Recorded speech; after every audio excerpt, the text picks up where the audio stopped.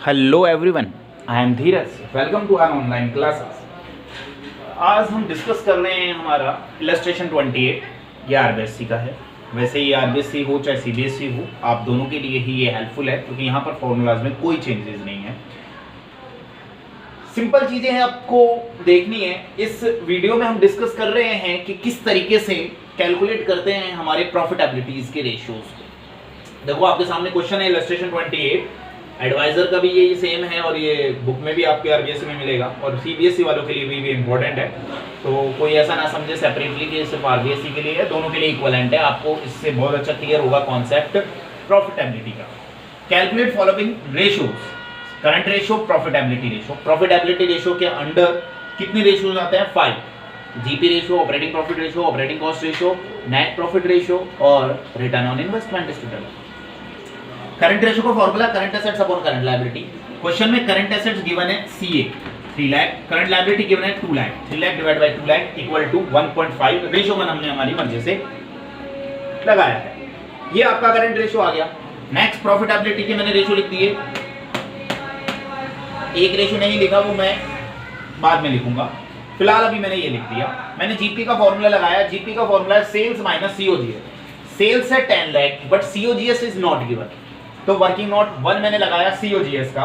और सीओजीएस का एक फॉर्मूला याद होगा आपको। वैसे तो सीओजीएस के दो फॉर्मूला है, एक तो सेल्स माइनस जीपी और एक है opening stock plus purchase plus direct expenses minus closing stock. तो वो वाला फॉर्मूला लगाया मैंने। ओएस मतलब opening stock plus purchase plus direct expenses, DE मतलब direct expenses minus closing stock CS. Opening stock ये रहा, purchase that is wages is your direct expenses minus closing stock. इनकी वैल्यूज पुट करी, solve कर दिया। 7,60,000 it is your COGS. इसका other name cost of revenue from operation. मैंने value put कर दी इसकी सीओजीएस की 7,60,000। ये आ गया 2,40,000। ये 2,40,000 हमारा क्या कैलकुलेट किया है हमने? ये कैलकुलेट किया है हमने जीपी। तो यहां लिख दिया 24% आंसर। नेक्स्ट है हमारा कि हमें निकालना है ऑपरेटिंग प्रॉफिट। ऑपरेटिंग प्रॉफिट का फॉर्मूला है sales minus operating cost. Sales minus operating cost. Sales question में गिवन है 10 lakh but operating cost is not given, तो ऑपरेटिंग कॉस्ट कैलकुलेट किया। ऑपरेटिंग कॉस्ट का formula COGS plus operating expenses. COGS अभी अभी हमने कैलकुलेट की थी 7,60,000 प्लस ऑपरेटिंग एक्सपेंसेस में कौन कौन से है? ऑफिस एक्सपेंसेस ही ऑपरेटिंग एक्सपेंसेस है। बाकी ये दोनों जो एक्सपेंसेस हैं ये दोनों ही कौन से एक्सपेंसेस है? Non operating expenses. Non operating expenses ऐसे एक्सपेंसेस है जो बिजनेस एक्सपेंसेस नहीं होते हैं। तो मैंने यहाँ पर ऑपरेटिंग एक्सपेंसेस कितने हैं? 40,000, वो वैल्यू लिख दी। टोटल किया 8 लाख। तो मैं यहाँ वैल्यू पुट करूंगा ऑपरेटिंग कॉस्ट की। वैल्यू पुट करूंगा किसकी? ऑपरेटिंग कॉस्ट की। ऑपरेटिंग कॉस्ट यहाँ पर है 8 लाख, तो 80% इसका ये आंसर आ गया। ऑपरेटिंग कॉस्ट यहां वैल्यू पुट कर दूंगा। कितनी है ऑपरेटिंग कॉस्ट? 8 लाख। 10 लाख में से 8 लाख माइनस किया तो कितना आया? 2 लाख। तो यहां पर वैल्यू पुट कर दी कितनी? 2 लाख। सॉल्यूशन किया, ये आ गया 20%। आई होप स्टूडेंट्स आपको क्लियर होगा। पूरा क्वेश्चन सिंपल है। प्लांट एंड मशीन है ये एनसीआई। एनसीआई की फुल फॉर्म है नॉन करंट इन्वेस्टमेंट। लिख लेना अगर आपको प्रॉब्लम है तो। Non current investment, current assets, current liability, revenue from operation का अदर नेम सेल्स होता है, purchase, opening stock, closing stock, wages, office expenses, interest on debenture, income tax. ये दोनों आइटम नॉन ऑपरेटिंग एक्सपेंसेस है। ये दोनों आइटम नॉन ऑपरेटिंग एक्सपेंसेस हैं। Non operating expenses कौन से? ऐसे एक्सपेंसेस जो बिजनेस के एक्सपेंसेस नहीं है। जो बिजनेस के एक्सपेंसेस है उसको बोलते हैं operating expenses, trading expenses. Let's see. Net profit का formula operating profit minus non operating expenses. Operating profit calculate किया था यहां से 2 lakh minus non operating expenses अभी बताया है, दोनों को प्लस कर दिया 30,000। यहां वर्किंग नोट में इसको शुरू कर दिया है मैंने। 2 लाख में से 30,000 माइनस किया 1,70,000। 17% it is your answer. Working note में भी समझ सकते हो। Working note 6 operating expenses equal interest on debenture plus income tax. ये आपके हो गए हैं प्रॉफिटेबिलिटी के। एक रेशो और बच रहा है इसमें, रिटर्न ऑन इन्वेस्टमेंट। वो अभी थोड़ी देर में हम डिस्कस कर लेंगे। यहाँ तक कोई डाउट हो तो बताओ। सिंपल है फॉर्मूला, अगर आपको लर्न है तो ratio chapter is very easy chapter for you. But अगर रेशो आपको लर्न नहीं है तो रेशो चैप्टर करना not for easy for you. Okay, I hope आपको क्लियर हुआ होगा। रिटर्न ऑन इन्वेस्टमेंट के बारे में और बात कर लेते हैं। ये रिटर्न ऑन इन्वेस्टमेंट आपके सामने रहा। 6 पॉइंट क्या है, सिंपल है, return on investment ROI। Return on investment का फॉर्मूला है PBIT, profit before interest and tax, divide by capital employed multiply by 100। हमें यहाँ पर दो चीजें कैलकुलेट करनी है। एक तो कैलकुलेट करना है calculation of PBIT, working note 1, second working note calculation of capital employed. ये दो साइड से निकलता है, एसेट साइड और लायबिलिटी साइड। देखो, फर्स्टली मैं आपको बता देना चाहता हूं एक चीज जो आप अच्छे से समझ जाएं कि नेट प्रॉफिट जो होता है ना, वो होता है profit after tax. Profit after tax क्या होता है, वो प्रॉफिट जिसमें से सारी इनकम्स को में से हम सारे एक्सपेंसेस को माइनस कर चुके हैं और जो प्रॉफिट आया है वो आया है प्रॉफिट बिफोर टैक्स। फिर उसमें से मैंने टैक्स माइनस कर दिया, जो प्रॉफिट आया है वो प्रॉफिट आफ्टर टैक्स है। और प्रॉफिट आफ्टर टैक्स का मतलब नेट प्रॉफिट को बोलते हैं प्रॉफिट आफ्टर टैक्स। ठीक है, तो मैंने यहाँ कैलकुलेशन ऑफ PBIT निकालने के लिए सबसे पहले PAT ब्रैकेट में नेट प्रॉफिट 1,70,000 1,70,000 हमने कैलकुलेट किया था, वो लिखा। अब प्रोसीजर ये कहता है कि जब PAT होता है तो पहले टैक्स को प्लस करते हैं। याद कर लेना, फॉर्मेट में लिखवा रखा है, 2 टाइम्स मैंने इसके क्वेश्चंस करवाए हैं। एक करवाया इंटरेस्ट कवरेज रेशियो में और एक रिटर्न ऑन इन्वेस्टमेंट, पहले भी ऑलरेडी बता चुका हूं। तो इनकम टैक्स पहले प्लस करते हैं तो 1,90,000, फिर इंटरेस्ट प्लस करते हैं 10,000 का तो 2 लाख, ये लिख दिया वैल्यू 2 लाख। कैपिटल एम्प्लॉयड का फॉर्मूला एसेट साइड से मैं यहाँ कैलकुलेट कर रहा हूँ। सिंपल है क्योंकि यहाँ एसेट साइड की ही इंफॉर्मेशन दे रखी है, लायबिलिटी साइड की नहीं दे रखी, तो एसेट साइड से ही निकलेगा। Non current assets plus investment plus current assets minus current liability, यही इसका फॉर्मूला है। प्लांट एंड मशीनरी क्या है, non current assets 5 lakh, 2 lakh आपका नॉन करंट इन्वेस्टमेंट है, NCI non current investment plus current assets minus कर देंगे करंट लायबिलिटी। करंट लायबिलिटी क्या होगी, ऑलवेज माइनस। तो माइनस की चीज को ब्रैकेट में लिखते हैं। सॉल्यूशन करने पर 8 लाख, 8 लाख से हम वैल्यू पुट की, सॉल्यूशन करने पर 25% आपका आ गया ये आंसर। आई होप स्टूडेंट्स आपको क्लियर हुआ होगा टॉपिक।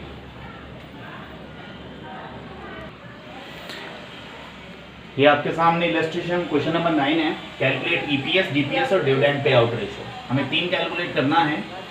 EPS का फॉर्मूला गिवन है, DPS का फॉर्मूला गिवन है और डिविडेंड पे आउट रेशियो का फॉर्मूला गिवन है आपके सामने।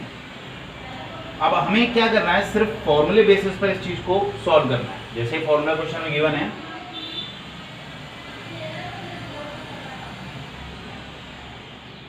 Let's understand, profit after tax minus preference dividend divide by number of equity share. Profit after tax question में गिवन नहीं है और प्रॉफिट आफ्टर टैक्स क्वेश्चन में गिवन नहीं है तो वो कैलकुलेट करना पड़ेगा। प्रेफरेंस डिविडेंड क्वेश्चन में गिवन नहीं है तो वो कैलकुलेट करना पड़ेगा। नंबर ऑफ इक्विटी शेयर भी क्वेश्चन में गिवन नहीं है तो वो भी कैलकुलेट करना पड़ेगा। ठीक है, अब कैलकुलेशन ऑफ PAT हम कैलकुलेट करेंगे वर्किंग नोट 1 से। PBIT क्वेश्चन में गिवन है 5 लाख, इसमें से फर्स्टली हम इंटरेस्ट माइनस करेंगे। Interest on long term loans given है 2 लाख, तो ये सॉरी माइनस नहीं, हाँ जी माइनस करेंगे इसको। PBIT माइनस इंटरेस्ट किया 2 लाख, तो 5 लाख माइनस 2 लाख किया तो अमाउंट इज 3 लाख। ये आ गया आपका PBT। अब PBT अगर आपका 3 लाख है, इस PBT में का 30%, 3 लाख का 30% होता है 90,000। 90,000 इसमें से माइनस करेंगे, 2,10,000 माइनस प्रेफरेंस डिविडेंड क्वेश्चन में गिवन नहीं है क्योंकि प्रेफरेंस शेयर कैपिटल क्वेश्चन में गिवन नहीं है। अगर प्रेफरेंस शेयर कैपिटल नहीं है तो ऑब्वियसली बात है प्रेफरेंस डिविडेंड भी नहीं होगा, तो प्रेफरेंस कैपिटल जरूरी है प्रेफरेंस डिविडेंड के लिए। Preference dividend 0, 2,10,000 divide by 30,000, answer is 7। Then आगे हम डिस्कस कर रहे हैं नंबर ऑफ इक्विटी शेयर कैसे कैलकुलेट किया हमने। नंबर ऑफ इक्विटी शेयर का फॉर्मूला है 3 लाख रुपीस के दे रखे हैं इक्विटी शेयर कैपिटल और ये 10 रुपीज ईच में डिवाइडेड है 30,000, तो 30,000 यहाँ पर पुट किया, उसका इसमें डिवाइड दिया, 7 आपका आंसर है। ये आपका EPS है। ठीक है, देन आपका DPS है dividend on equity divide by number of equity share. ठीक है, नंबर ऑफ इक्विटी शेयर 30,000 है, डिविडेंड ऑन इक्विटी क्वेश्चन में गिवन नहीं है, तो डिविडेंड ऑन इक्विटी के लिए वर्किंग नोट ये वाला आप देखें ध्यान से।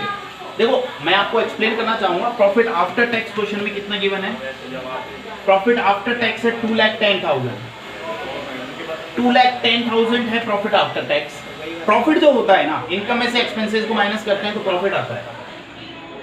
इस प्रॉफिट में से रिजर्व एंड सरप्लस कुछ पार्ट होता है और जो बच गया वो डिविडेंड पार्ट होता है। ये रूल है, ये याद रखना कि प्रॉफिट आफ्टर टैक्स में कुछ पार्ट होता है रिजर्व एंड सरप्लस का, कुछ पार्ट होता है डिविडेंड का। Reserve and surplus retained earning का दूसरा नाम रिजर्व एंड सरप्लस है 60,000।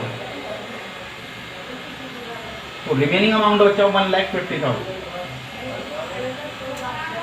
1,50,000 है, इसमें से इक्विटी डिविडेंड है और प्रेफरेंस डिविडेंड है। जब प्रेफरेंस शेयर कैपिटल ही गिवन नहीं है तो ऑब्वियसली बात है इक्विटी डिविडेंड भी गिवन, प्रेफरेंस डिविडेंड भी नहीं निकलेगा। अगर प्रेफरेंस शेयर कैपिटल नहीं है तो प्रेफरेंस डिविडेंड भी नहीं निकलेगा, ये रूल है।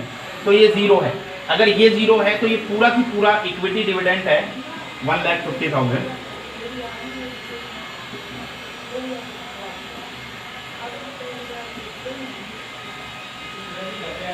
यहाँ तक आई होप आपको कोई डाउट नहीं होगा स्टूडेंट्स।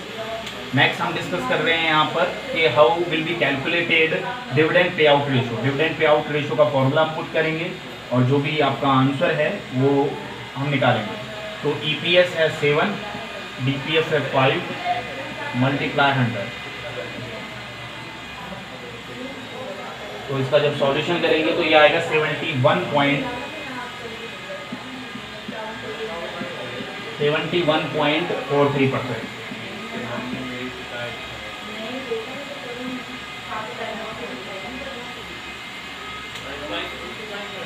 आई होप आपको क्लियर हुआ होगा स्टूडेंट्स। एक बार इसका क्विक रिकैप जरूर ले लेते हैं क्योंकि ये थोड़ा सा न्यू कॉन्सेप्ट आया है। फर्स्टली मैंने यहाँ पर EPS का फॉर्मूला लगाया, सेकंड हमने DPS का फॉर्मूला लगाया, थर्ड मैंने डिविडेंड पे आउट रेशो का फॉर्मूला लगाया। EPS का फॉर्मूला है PAT माइनस प्रेफरेंस डिविडेंड। एक चीज़ हमेशा ध्यान रखना, PAT हम फर्स्ट में निकाले हैं यहाँ से, calculation of PAT, PBIT minus interest minus tax. तो solution PAT minus preference dividend. Preference dividend कितना है? प्रेफरेंस डिविडेंड जो है आपका वो 0 है, तो प्रेफरेंस डिविडेंड कितना है आपका 0। तो PAT है 2,10,000 माइनस प्रेफरेंस डिविडेंड 0। ये 0 क्यों है? Because of the reason preference share capital question में गिवन नहीं है। प्रेफरेंस शेयर अगर कैपिटल गिवन होती तो प्रेफरेंस डिविडेंड निकलता, अगर प्रेफरेंस शेयर कैपिटल गिवन नहीं है तो प्रेफरेंस डिविडेंड भी नहीं निकलेगा।